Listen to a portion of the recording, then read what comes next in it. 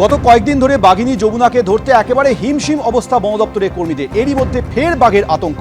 টোপের ছাগল না খেয়ে জঙ্গলে চড়তে যাওয়া ছাগল কি শিকার করলো বাঘ?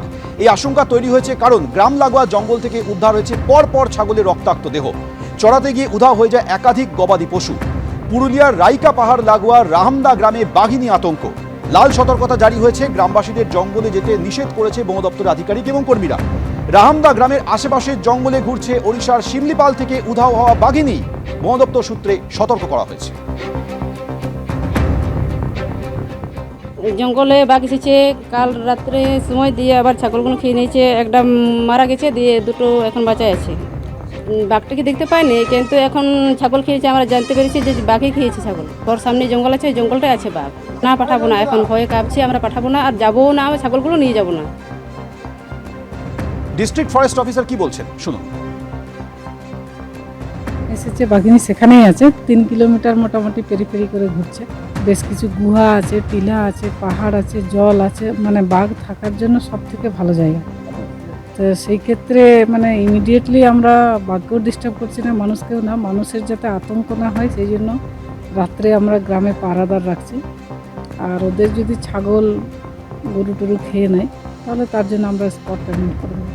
আমরা যেটা ভাবছি যে 4 নাইট এবং 5 নাইট 4 ডেজ খুব শীঘ্রই হয়তো দেবে, মানে ওর খাওয়ার সময় প্রায় হয়ে গেছে। আমরা কথা বলেছিলাম প্রাক্তন প্রধান মুখ্য বনপাল অতনু রাহার সঙ্গে। তিনি কি বলেছেন শুনুন। দেখুন, প্রথমত হচ্ছে রেডিও কলার পড়ানো আছে বলে ওর মুভমেন্টটা ট্রেস করা যাচ্ছে। এগুলো তো সব স্যাটেলাইট বেসড রেডিও কলার। এই রেডিও সেই স্যাটেলাইটের মাধ্যমে ইনফরমেশনটা পাওয়া যাচ্ছে বাঘ কোথায়। কিন্তু বাঘটা তো কোনো ফাঁকা জায়গা দিয়ে অথবা এমন কোনো জায়গা নেই যেখানে তাকে চট করে লোকেট করা যায়। It is moving through the forest area. ওপরে যদি গাছপালা থাকে, জঙ্গল থাকে, তাহলে সেটা কমিউনিকেশনটা হবে না, এক্স্যাক্ট লোকেশন পাওয়া যাবে না। আর 2 নম্বর হচ্ছে, যখন লোকেশনটা পাওয়া যাচ্ছে সেই লোকেশনটা তো অ্যাকচুয়ালি কখনো একেবারে এক্স্যাক্টলি ইনস্ট্যান্টেনিয়াস মানে হয় না, মানে রিয়েল টাইম লোকেশন হয় না, কিছুটা সময়ের গ্যাপ থাকে। বাই দ্যাট টাইম ওটাকে ট্র্যাক করা গেল কোন একটা জায়গা আছে, সে হয়তো ততক্ষণে ওখান থেকে অন্য জায়গায় মুভ করে চলে গেছে।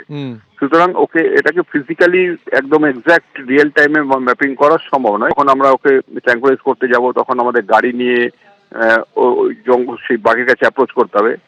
জঙ্গলের মধ্যে সব জায়গায় রাস্তা নাও থাকবেই না, মানে ইনফ্যাক্ট জঙ্গলের মধ্যে তো একটাই রাস্তা থাকে, সব জায়গায় রাস্তা থাকে না। সুতরাং বাঘের কাছে যেতে গেলে তখন আমাদেরকে পায়ে হেঁটে অ্যাপ্রোচ করতে হবে। ব্যাঘ্র বিশেষজ্ঞ বিশ্বজিৎ রায় কি বলেছেন শোনাবো আপনাদের। এখন এই জিনিসটা আমার কাছেও একটুখানি অবাক লাগছে যে যদি রেডিও কলারের অ্যান্টেনা ঠিক মতো কাজ করে বা চিপ ঠিক মতো কাজ করে, তাহলে বাঘের প্রেজেন্সটা না বোঝার কোনো কারণ নেই। তাকে ট্র্যাক করে তাকে ঠিকই ধরে ফেলা যায়।